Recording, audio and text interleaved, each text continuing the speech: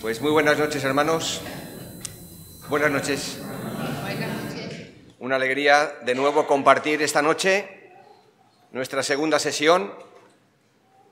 Y como sabéis muy bien, ayer tratamos el tema de cómo renovar nuestro corazón en nuestra relación con el Señor y de la importancia de ese cuádruple llamado a la reflexión, en primer lugar, también ese llamado a considerar los caminos que estuvimos hablando, un llamado a la conversión, a volvernos al Señor de nuevo, vez tras vez, constantemente, un llamado al arrepentimiento, un llamado al compromiso, a la obediencia, porque con este telón de fondo podemos tratar el tema tan importante de esta noche, que ya bajamos al plano más horizontal, en la relación unos con otros. Y hablamos de familia, y hablamos de relaciones interpersonales, y hablamos de las relaciones fraternales. Y como es un tema tan serio, como ya lo adelantó Silverio, ya sabéis en qué se parece un gato, una ardilla y una familia, ¿no? Pues en que el gato y la ardilla se suben a los árboles. ¿Y la familia? Bien, gracias. Siempre decimos eso, ¿no? ¿Cómo está la familia? ¿Y qué decimos? Bien, gracias. Pero si nos paramos un poquito más a escuchar cómo está la familia y tenemos confianza en las relaciones, quizás podemos descender a una comunicación más íntima, personal, donde podemos explicar mejor cómo está la familia. Lo primero que muchos habéis hecho cuando nos habéis visto, ¿qué tal estáis vosotros y cómo está la familia? Y la respuesta mía ha sido, bien, gracias. Pero ¿tendríamos tantas cosas que contar de nuestra propia familia? Entonces, vamos a hablar de la familia. Y por supuesto de la familia de la fe. Pero no solo de la familia de la fe, sino de nuestras familias, de nuestras relaciones familiares. Aquí hay familias representadas, algunas muy grandes, de padres, hijos, nietos, sobrinos, tíos. Y cuando las relaciones personales se rompen, que a veces se rompen o se quiebran, se debe principalmente a dos motivos. Unas veces la ruptura viene de repente, con motivo de un gran escándalo. De un día para otro todo se rompe.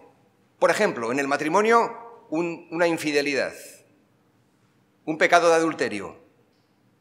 Entre amigos, la ruptura puede deberse a una traición o a una discusión violenta. Hemos terminado, se acabó. Hemos sido matrimonio, hemos sido amigos, hemos sido hermanos y somos hermanos en Cristo, pero a veces esa situación de discusión fuerte y violenta termina en ruptura. Y aunque esta clase de ruptura es devastadora, no es la única, pues hay otras ocasiones donde no existe un momento concreto de crisis ni de ruptura, ¿no? Todo parece ir bien, pero el desgaste en las relaciones es gradual. Por ejemplo, en un matrimonio no se viene abajo con motivo de un gran escándalo, sino que se va muriendo poco a poco en esa relación matrimonial según van pasando los años. Entre hermanos o entre amigos, la comunión y la amistad no terminan de repente, de la noche a la mañana, sino que se va transformando poco a poco, casi sin darnos cuenta, en indiferencia mutua. El amor se enfría, la comunicación se interrumpe, hasta que un día nos damos cuenta de que habiendo estado tantos años juntos, nos volvemos extraños el uno al otro. ¿Cómo está la familia? Bien, gracias. A pesar de los años que podamos estar llevándonos juntos, como hermanos en la carne, familia o hermanos en la fe. Por lo tanto, no se trata de una luz de nieve que nos viene encima de repente, sino de un lento proceso de congelación. El tema de esta noche es una historia de relaciones rotas. Un triángulo de tensión entre un padre y sus dos hijos. Con uno de los hijos, la ruptura viene por medio de un escándalo. De la noche a la mañana todo se rompe. Pero con el otro hijo, la relación se ha ido enfriando con el paso de los años. Un hombre tenía dos hijos.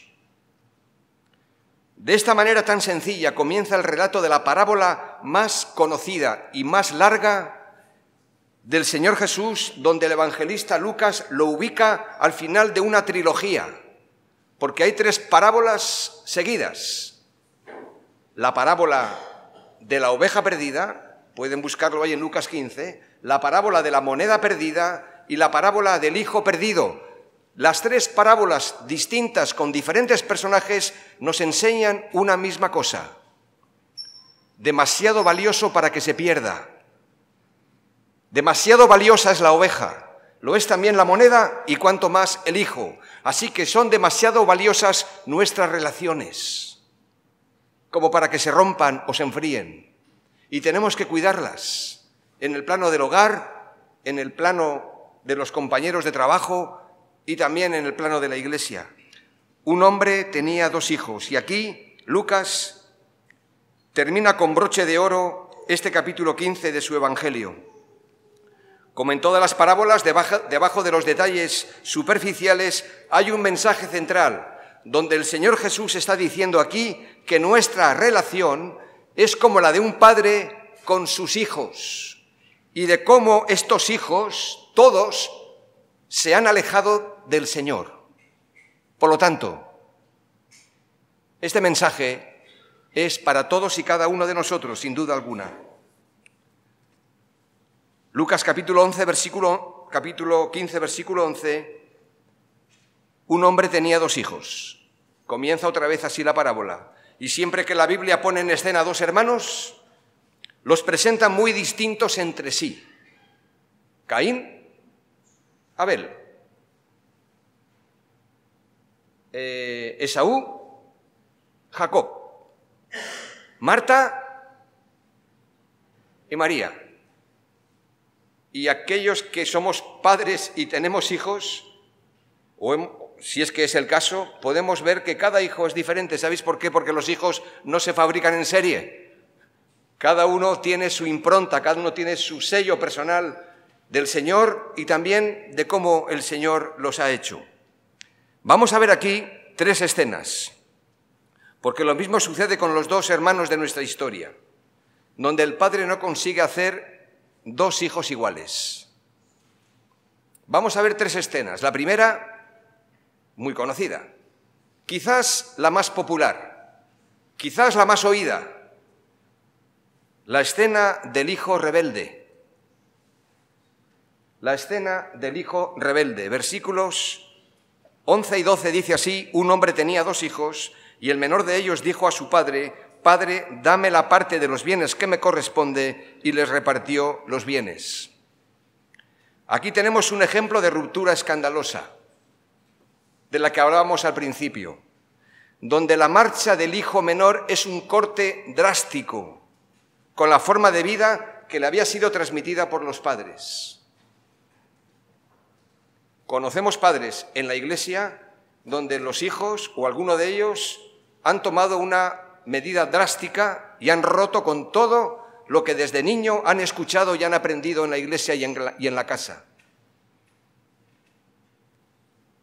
Más que una falta de respeto, lo que vemos aquí es una traición a los valores de la familia y de la comunidad que le habían sido transmitidos. El hijo menor no quiere esperar, no, y quiere gozar de la vida cuanto antes. Habla con su padre. Bueno, más que hablar, pide. Y más que pedir, exige. Pero no da ninguna explicación. Todos podemos ver que su actitud es egoísta e insolente. Su tono es áspero y arrogante. En contraste con las palabras del joven está el silencio del padre. esto va a tener mucho que ver con nuestras relaciones. Porque el silencio del Padre aquí llama la atención. ¿Por qué razón no se lo ha impedido? ¿Por qué razón no ha puesto un cerrojo en la puerta para que el hijo no se vaya? ¿O por qué no le ha dado una paliza en lugar de darle la herencia? ¿Qué buscaba este joven? Aquí hay jóvenes. Y aquí estamos también los que hemos sido jóvenes. No nos olvidemos que hemos sido niños, hemos sido jóvenes, adolescentes. ¿Qué buscaba este joven? Lo que buscamos todos. Libertad. ¿No es cierto? Libertad.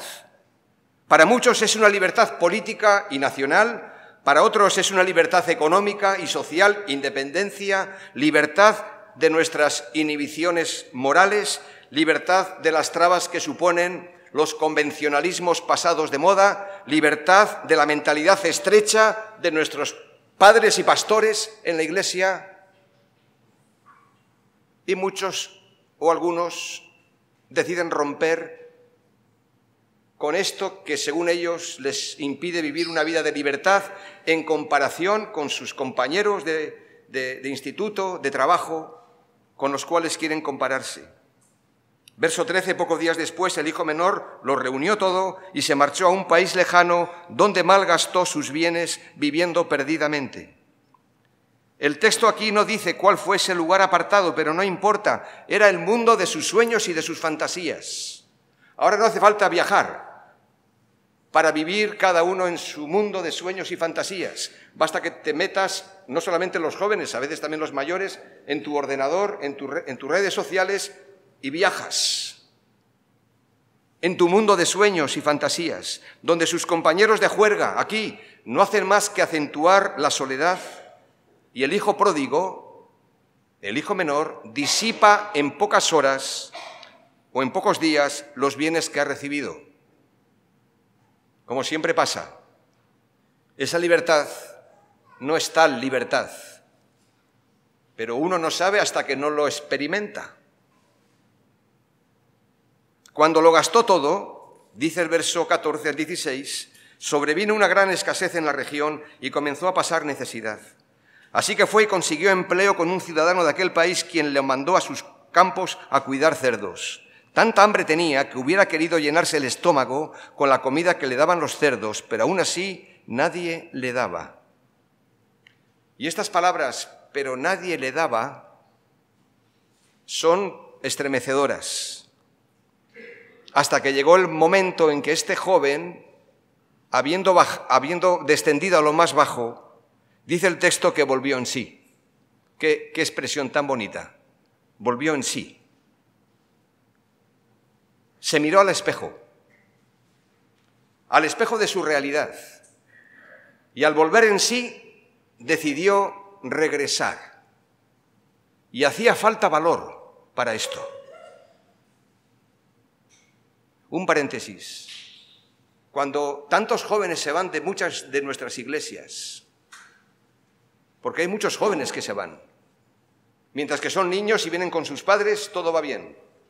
Según van creciendo y van llegando a la etapa de la adolescencia y de la juventud, ahí entran las crisis de identidad, de identificación, de comparación con sus compañeros,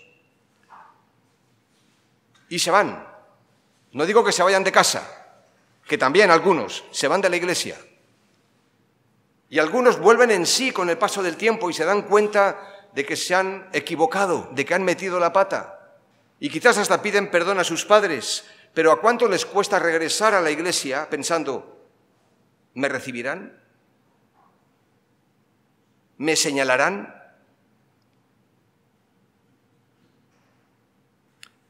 Y hace falta valor para volver. Y muchos quizás no vuelven porque tienen sus miedos y piensan que no van a ser bien recibidos por esa ruptura escandalosa, en algunos casos, que ha habido. Y hay que celebrar que este joven decide volver.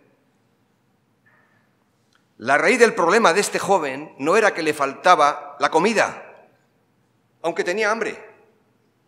Pero la raíz del problema no es que le faltaba la comida. Lo que le faltaba era el Padre.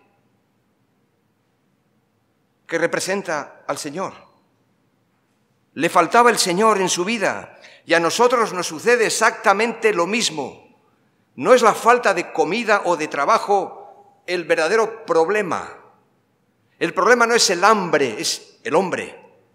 Nuestra necesidad de comunión íntima con el Señor, los que ya somos suyos. Oh, si nos diéramos cuenta de esto, de que si buscamos primeramente el reino de Dios y su justicia, todas las demás cosas, incluida la comida, el trabajo y todo lo demás, el Señor lo provee, nos es añadido. Agustín de Hipona, más conocido como San Agustín, dijo esto: nos has creado para ti, Señor, y nuestro corazón no descansará hasta que encuentre su descanso en ti. ¿Qué verdad es esta? Señor, tú me has creado para ti y mi corazón no descansará hasta que no encuentre mi descanso en ti. Versículo 18, me levantaré e iré a mi padre y le diré: Padre, he pecado contra el cielo y contra ti, ya no soy digno de ser llamado tu hijo. Es en esta actitud y en esta condición en la que el hijo regresa. Regresa solo, claro está, sin sus amigos, que ya lo han abandonado, decepcionado de la vida, decepcionado de tantas cosas en las cuales él había creído, y todo el mundo se le vino abajo. Y nadie pudo hacer nada por evitarlo. Hasta el padre lo dejó marchar y guardó silencio.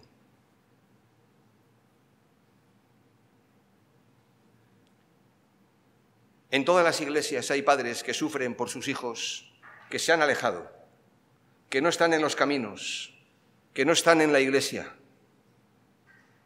¿Y qué más puedes hacer, si es tu caso, como padre o como madre?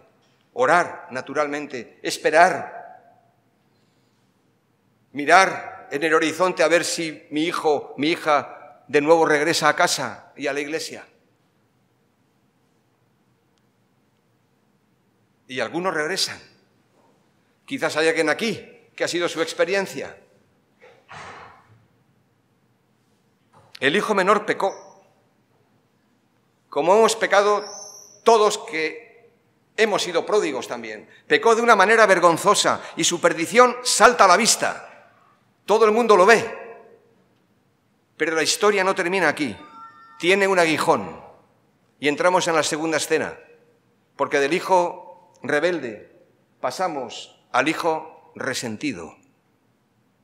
Y vamos a ver por qué es un hijo resentido.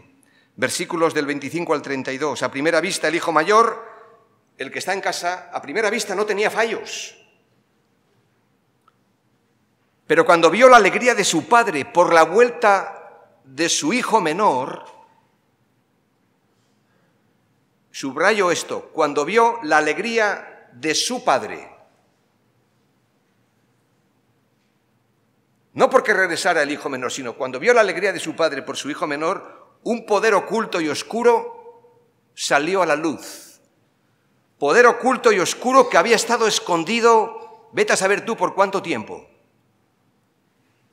No comprende ni quiere comprender el comportamiento de su padre y por eso se rebela contra él, porque considera injusto el trato que su padre está dando a su hermano. En comparación, claro está, con lo que él ha hecho. Verso 29 y 30. Mira cuántos años te he servido, sin desobedecer jamás tus órdenes, y no me has dado ni un cabrito para celebrar una fiesta con mis amigos. Pero ahora llega este hijo tuyo, que ha despilfarrado su fortuna con prostitutas, y tú mandas matar en su honor el ternero más gordo. Notad la expresión del verso 30. Pero cuando vino este hijo tuyo, ni tan siquiera lo llama su hermano. El hijo mayor ya no tiene un hermano y su padre se ha convertido en un extraño. Tiene envidia, está celoso, pero lo que es peor, está vacío de amor y misericordia y por eso está perdido. El hijo menor se perdió fuera de casa. El hijo mayor se perdió dentro de casa. Y su extravío es más difícil de identificar, Porque está en casa, porque es trabajador, porque es servicial, porque es cumplidor de la ley. Pero por dentro está resentido, está herido en su amor propio. Estamos hablando de relaciones y aquí tenemos un conflicto familiar. Vamos a ver qué va a hacer el padre, que antes guardó silencio cuando el hijo menor se marchó y que sigue guardando silencio ante la reacción del hijo mayor.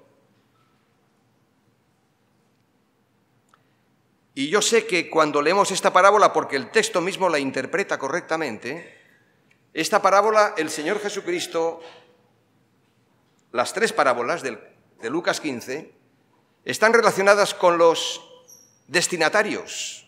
¿Quiénes son? La interpretación nos la dan los primeros 3 versículos del capítulo 15, que dice así, Lucas 15:1, se acercaban a Jesús todos los publicanos y pecadores para oírle.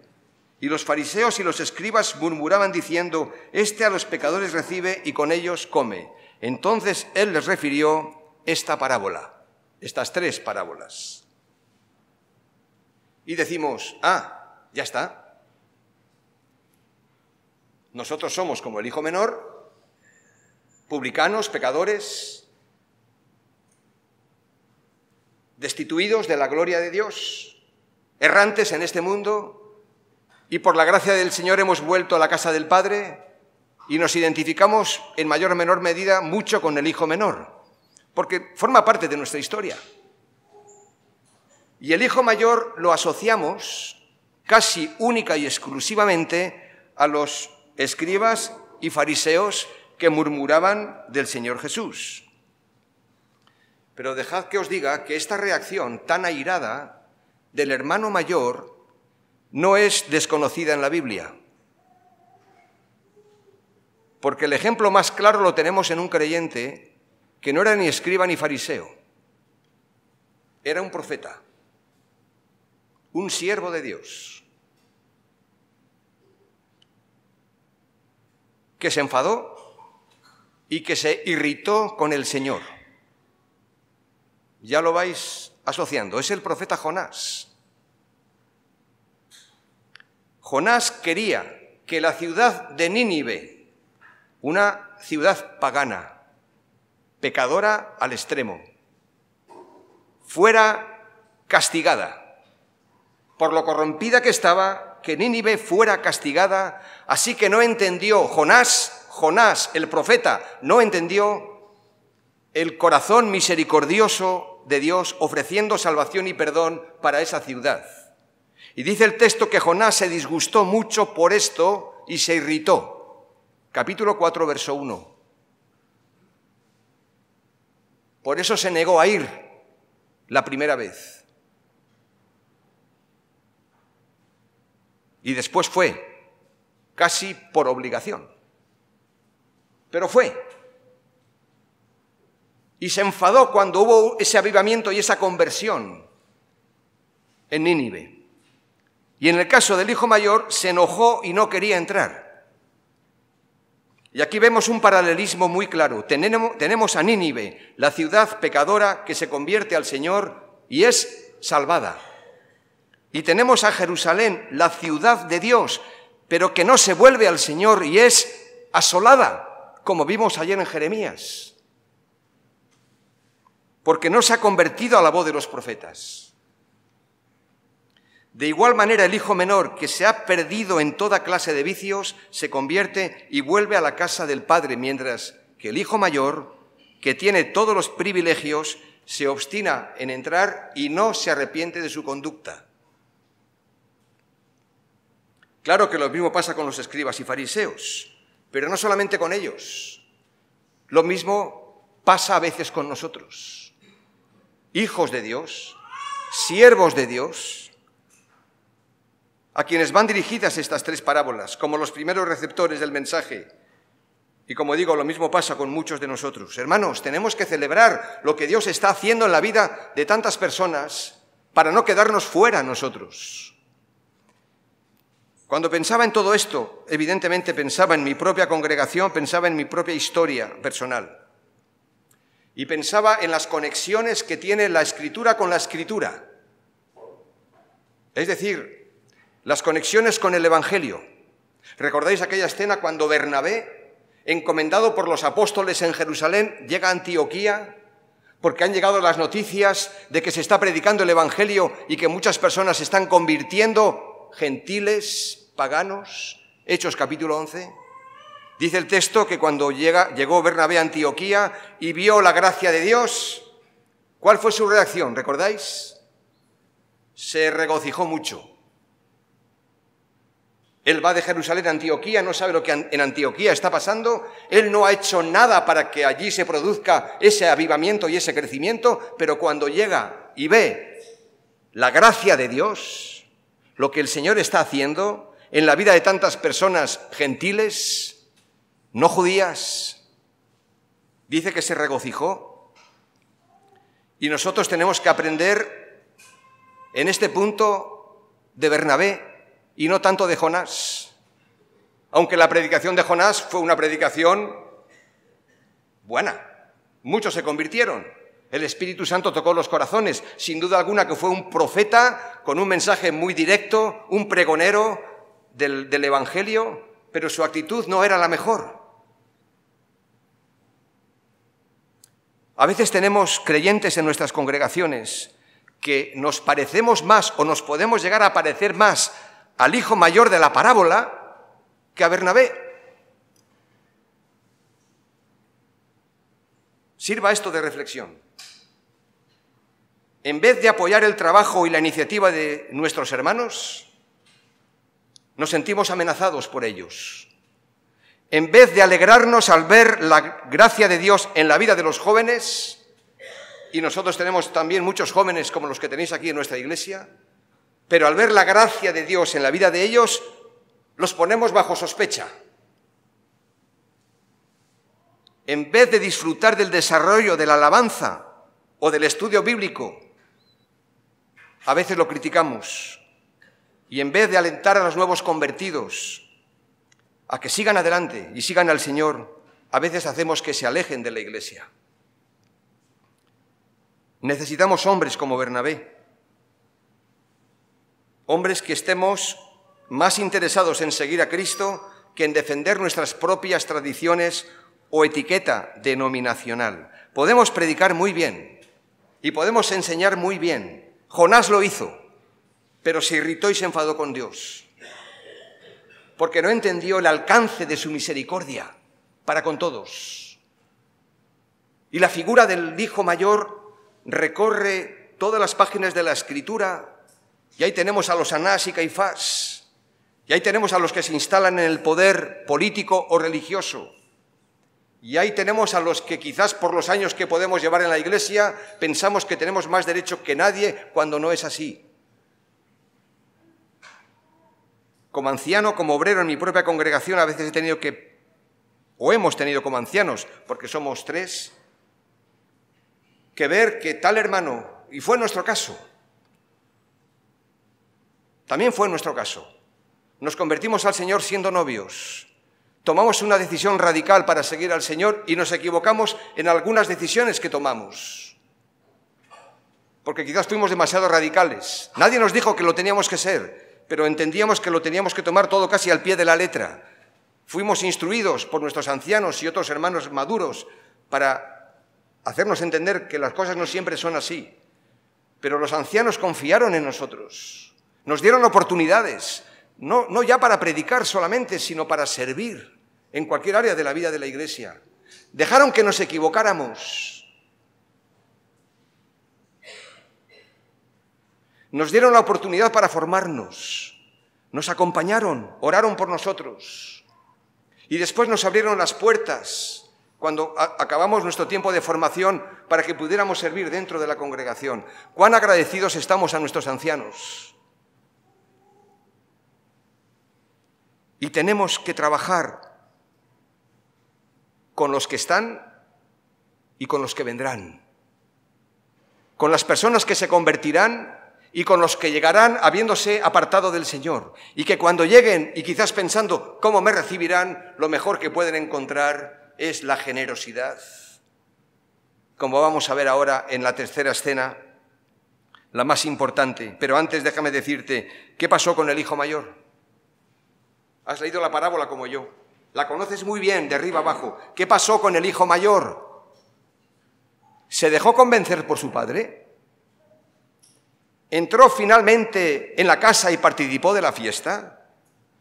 ¿Abrazó a su hermano finalmente y le dio la bienvenida? Hagamos preguntas al texto. La parábola no tiene un final feliz, porque es una historia inconclusa. Y nos coloca frente a una de las decisiones más importantes en nuestras relaciones. Confiar o no en la misericordia de Dios y en su oferta de salvación y perdón, no solamente para conmigo, sino también para con los demás. Esta no es una historia que divida a los hijos en buenos y malos, No nos equivoquemos. No es una historia que divida a los hijos en buenos y malos, porque aquí el único bueno es el padre. Y los dos hijos son malos en su naturaleza, son pecadores, cada cual en su círculo personal, con su historia personal, pero los dos están igualmente necesitados de esa gracia y de esa misericordia de Dios. Ahora déjame preguntarte, no para que contestes en voz alta, pero déjame preguntarte para que te respondas a ti mismo, ¿a cuál de estos dos hijos te pareces más? Yo puedo responder. Pero tú también debes de responderte, ¿a cuál de estos dos hijos crees que te pareces más? Pues yo me puedo identificar con los dos. Con el hijo rebelde, quizás en los primeros años antes de mi conversión, o cuando discutía en casa con mis padres, en mi rebeldía, en mi estupidez, en mi insensatez. Pero también me identifico con el hijo mayor según han ido pasando los años y mi tiempo en la vida de la Iglesia, porque el Señor ya sé que ha puesto sobre su mesa todos los recursos de su gracia necesarios. No nos falta de nada. Todos los privilegios están a nuestro alcance.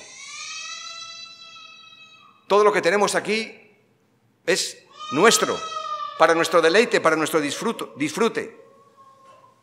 Así que me puedo identificar también con el hijo mayor en según qué momentos de mi vida. Me puedo identificar con el hijo mayor cuando recuerdo un hermano de la iglesia que se apartó y cuando luego regresó, pero regresó con unas pintas que tu primera reacción es decir, bueno, ¿habrá vuelto porque necesita comida o habrá vuelto porque necesita al padre? Pero no importa cómo venía vestido. Yo no debía de juzgarlo por cómo venía vestido, ni por cómo era el color de su pelo. El caso es que llegó. Y los primeros en alegrarse fueron sus padres. Y también nos alegramos nosotros. Y alguien dirá, ¿y no le preguntaste con qué intenciones viene? Pues no. Porque aquí vamos a ver cómo el Padre lo hace y cómo debemos seguir su ejemplo. Así que la pregunta no es tanto a cuál de los dos hijos te pareces más, sino que la pregunta es, ¿nos parecemos cada vez más al Padre? Este es el punto. ¿Me parezco cada vez más al Señor Jesucristo? Este es el punto. Porque me puedo identificar con fariseos y publicanos, sí. Me puedo identificar hasta con gente más religiosa que los más desechados de la sociedad, en según qué momentos, sí. Pero la pregunta es no tanto a cuál de los dos hijos me parezco más, sino si cada vez me parezco más al Señor Jesús. Así que esta no es la parábola, ¿sabéis? No es la parábola del hijo pródigo. Ni es la parábola del hijo resentido. Es la parábola del padre atrevido, del padre amante. Los títulos sabéis que no son inspirados. Y puede tener varios títulos. Y quizás ninguno nos convenza, pero aquí tenemos nuestra historia. Vamos a ver un modelo de restauración para nuestras relaciones.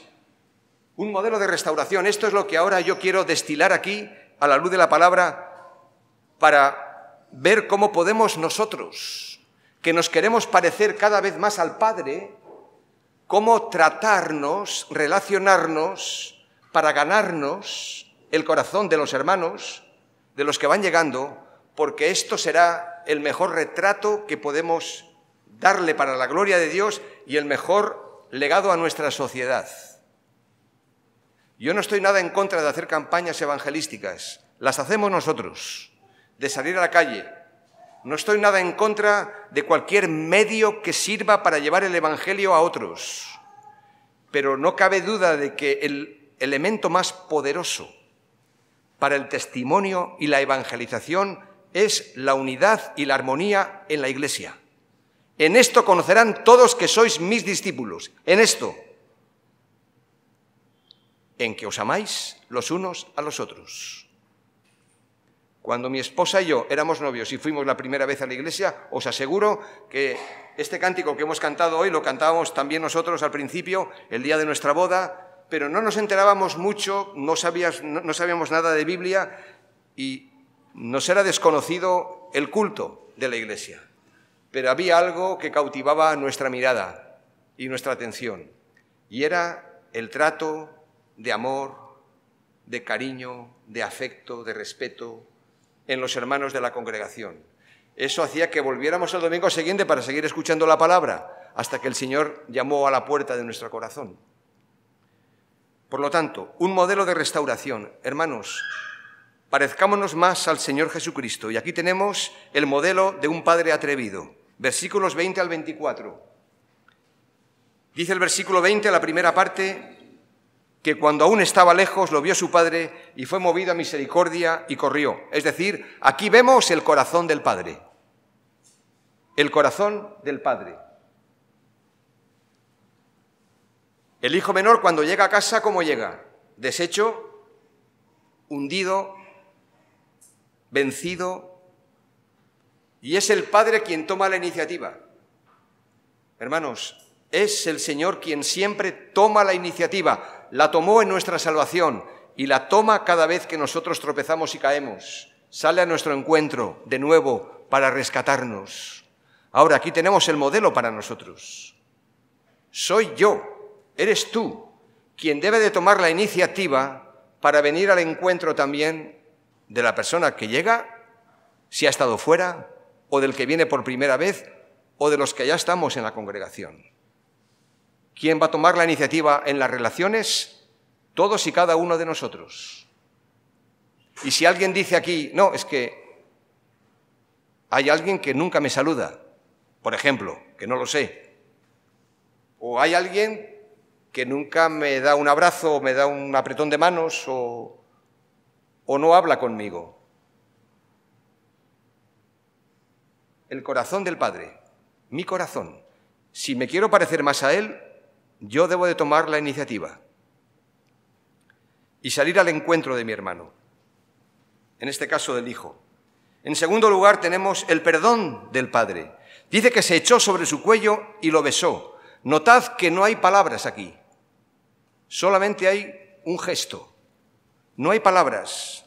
Corre hacia él, lo besa, lo abraza, ni una sola palabra de reproche, ni le pide explicación, ni exige una respuesta. Ya habrá tiempo de hablar, pero primero hay que abrazar. Primero hay que buscar la mirada.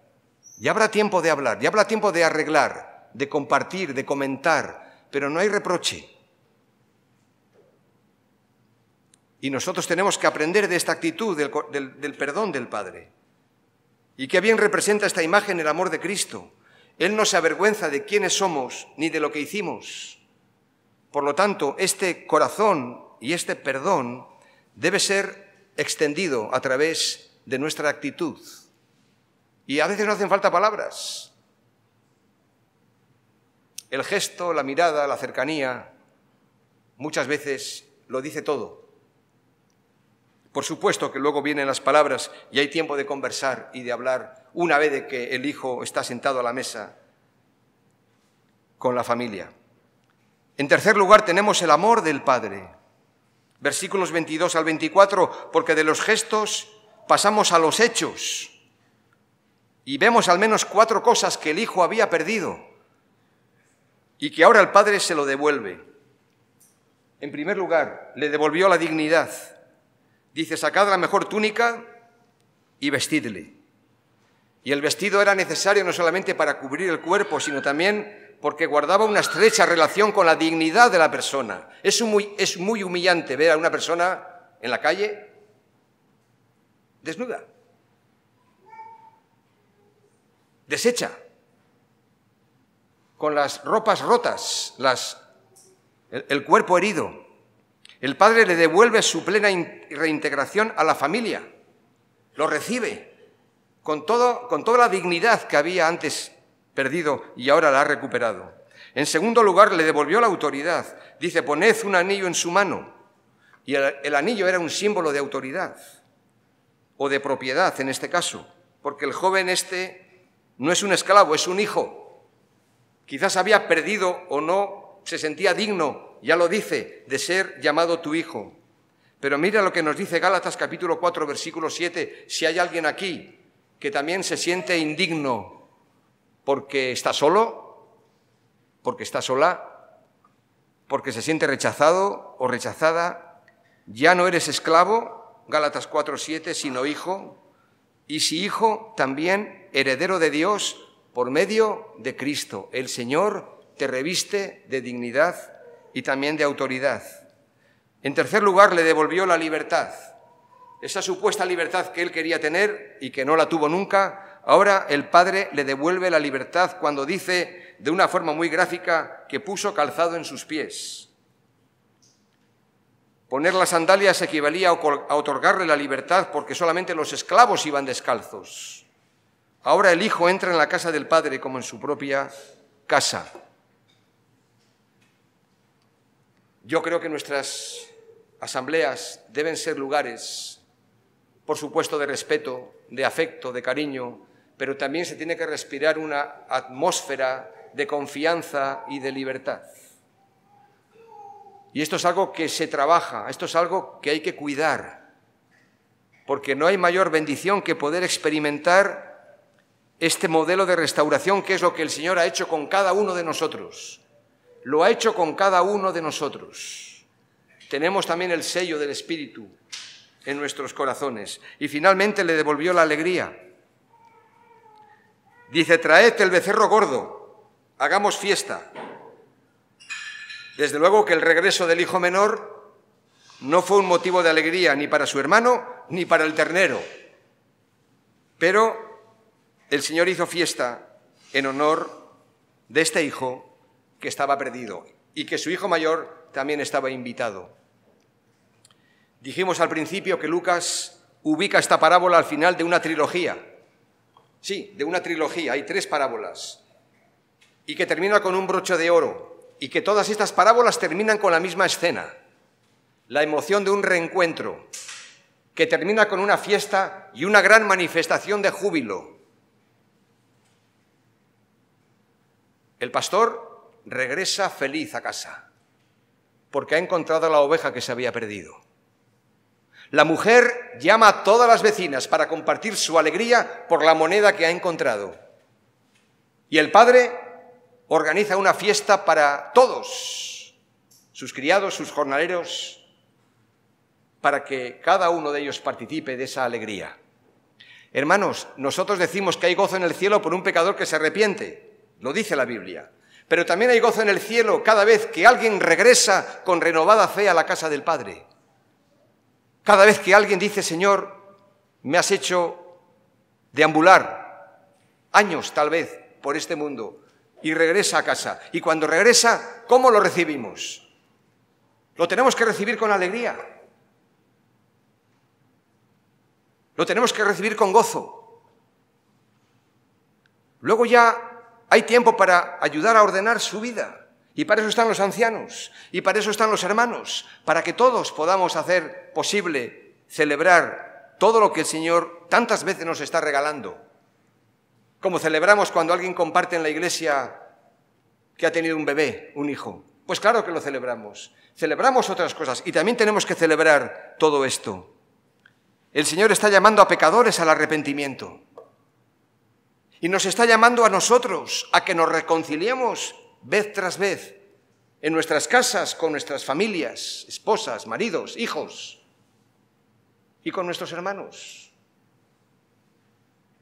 Porque la Iglesia es una gran familia. Y la familia es una iglesia en miniatura. Por lo tanto, tenemos que trabajar en todas estas relaciones. Y el Señor está buscando, sobre todo hombres y mujeres, que queramos dejar atrás el infantilismo del hijo menor y la soberbia del hijo mayor. Tenemos que dejar atrás el infantilismo, las historias del pasado, que pesan cuando no las resolvemos, y el resentimiento del hijo mayor, para parecernos más al Padre, para poder llegar a decir hoy, Señor, quiero ser no solo como aquel que es perdonado, sino como aquel que también perdona a otros. Una mujer, conversando hace algún tiempo, decía, no era creyente, pero venía por la iglesia y decía, yo es que no puedo perdonar. Y le dije, tienes razón, no puedes perdonar. Porque solamente podrás perdonar cuando tú te sepas perdonada por Dios. Porque es sobre la base del perdón de Dios que puedo perdonar. Por lo tanto, yo quiero ser, a la luz de lo que estamos viendo, no solo como aquel que ya ha sido perdonado y que es perdonado todos los días de mi vida. Si confesamos y si confieso mis pecados, Él es fiel y justo para perdonar mis pecados y limpiarme de toda maldad. Y también quiero ser ahora como aquel que recibe y está dispuesto a perdonar la ofensa de los demás. Señor, quiero ser no solo como aquel que recibe misericordia, que la he recibido y que la recibimos todos los días, porque esa misericordia es nueva cada mañana, se renueva. Pero no solamente quiero ser como aquel que recibe misericordia, sino como aquel que ofrece misericordia. Señor, quiero ser no solo como aquel a quien se le prepara una fiesta, porque se hizo fiesta. Cuando mi esposa y yo nos convertimos, se hizo fiesta cuando evidentemente nos casamos, cuando nacieron nuestros hijos, cuando en otros momentos también la Iglesia se regocijó por ello. Quiero ser no solo como aquel a quien se le prepara una fiesta, sino como aquel que prepara una fiesta para que otros puedan llegar y quedarse. No te quedes fuera, hermano, hermana. Celebra lo que el Señor está haciendo en la vida de su pueblo, en las diferentes congregaciones aquí representadas. No te quedes fuera. En toda familia siempre hay problemas, lo tenemos aquí. En este triángulo de tensión entre un padre y sus dos hijos. En una familia siempre hay problemas, en una iglesia siempre hay problemas, pero no te quedes fuera. Ahora, tampoco te quedes dentro, representando al hermano mayor, erguido, religioso, resentido, viendo que quizás otros están aprendiendo, están creciendo, sino celebra lo que el Señor está haciendo en tu vida, en tu familia y en la vida de otros. Nos irá mucho mejor, muchísimo mejor nos irá cuando nos gozamos y nos alegramos por lo que el Señor está haciendo en tantas personas. Y concluyo, este es un buen momento para acercarnos al Señor Jesús, el protagonista de la historia, que refleja esto que estamos viendo, este corazón, este perdón, este amor. Es un buen momento para acercarnos al Señor Jesús, porque Él también dejó su casa y se marchó o vino a un país lejano, como es el nuestro. Él también experimentó, como nadie, la soledad y el sufrimiento más grande. Fue humillado, fue apaleado hasta el extremo, hasta la muerte y muerte de cruz. Pero finalmente regresó a la casa del Padre, con vítores y cantos de alabanza y de aleluya, por haber cumplido su tarea y por habernos ganado a todos para su reino. Él es nuestro modelo, no hay otro. Él es nuestro ejemplo, no hay otro. no es en nuestras fuerzas, no son con nuestros razonamientos. Que podamos disfrutar, hermanos, cada vez más de una relación más cercana, más auténtica, más personal, no perfecta, porque somos todos imperfectos y somos todos pecadores. Pero la gracia de Dios nos sostiene y nos permite perdonar, mostrar misericordia, tomar la iniciativa, abrazar al hermano. Pero todo lo que el Señor Jesús hizo no fue como hijo rebelde, sino como hijo obediente. Y su sacrificio en la cruz ha servido para llevar a muchos hijos perdidos, como lo estábamos nosotros, al cielo y a la casa de nuestro Padre celestial. Que podamos nosotros también mostrar este modelo de restauración y de reconciliación en nuestras relaciones. No estamos solos, tenemos la palabra, tenemos el Espíritu Santo y tenemos la Iglesia, que es, como digo yo a mi esposa y a nuestros hijos muchas veces, el mejor taller de carpintería del Espíritu Santo. Es aquí donde se aprende a amar, es aquí donde se aprende a perdonar, es aquí donde se aprende a tolerar, es aquí donde se aprende a tener paciencia. Así que no te quedes fuera, quédate dentro, pero que no sea con el espíritu del Hijo Mayor, sino con el corazón del Padre. Inclina tu rostro, vamos a orar.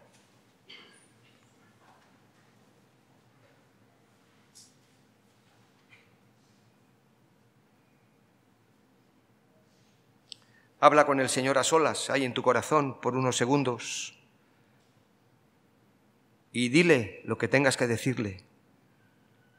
Por supuesto, dale gracias por estar hoy aquí, pero quizás sea momento también para considerar algo de lo que hemos dicho y quizás es momento para pedir perdón al Señor y pedirle también dirección y sabiduría en las relaciones con la familia en la carne y también con la familia en la fe.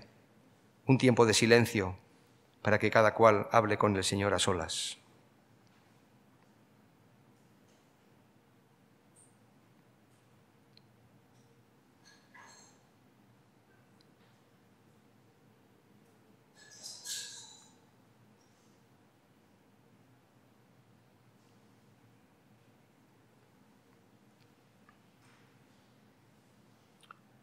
Pues Señor y Padre nuestro, tú siempre nos desarmas frente a tu palabra.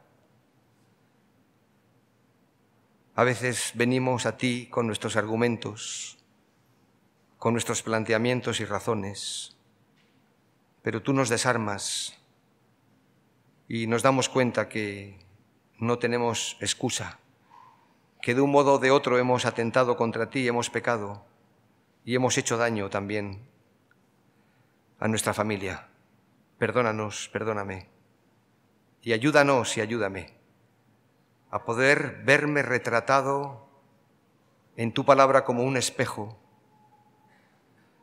y comprobar, Señor, que cada vez más tú quieres y tú deseas que nos parezcamos más a ti, porque para eso viniste, para salvarnos, para restaurarnos, para santificarnos. Y esa es la razón por la cual todavía no nos has llevado al cielo, porque sigues haciendo tu obra en nosotros cada día. Así que, Señor, nos acercamos a ti agradecidos por tu gracia y misericordia, sostenidos por tu perdón, tu poder. Y así como hemos recibido gracia, queremos, Señor, que nos ayudes a ofrecerla con la misma abundancia con la que tú nos das, porque nada es nuestro. Señor, está tanto en juego, está en juego tu honor, tu gloria, el testimonio de tu pueblo, de tu iglesia. No solamente hacia los que no te conocen, sino también a los que van creciendo dentro de la congregación. Pensamos en los jóvenes y no queremos que ninguno se marche, pero tampoco queremos que se queden aquí solamente con un espíritu de religiosidad. Líbranos, Señor, de esto y danos contentamiento, agradecimiento, gozo y alabanza a ti, al darnos cuenta, Señor, que solo es por ti que nos podemos presentar limpios delante de tu presencia. Así que santifícanos en tu verdad, tu palabra es verdad.